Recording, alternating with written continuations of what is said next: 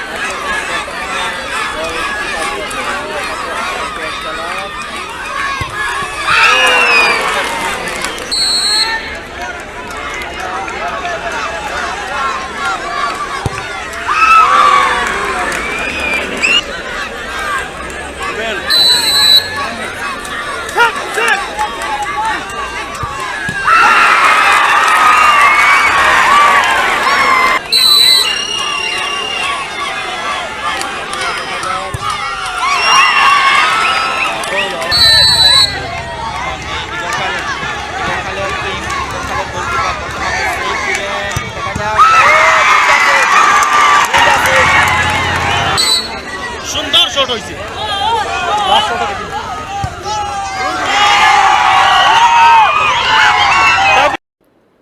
Megha final match অনুষ্ঠিত হবে আগামী মাসের 8 সেপ্টেম্বর। এই ম্যাচ হবে গোবিন্দকুপা 7 স্টার বনাম দিগরখাল বাগান ফুটবল দলের মধ্যে। বিস্তারিত দেখতে চোখ রাখুন গণ আওয়াজ লাইভ নিউজের পর্দায়।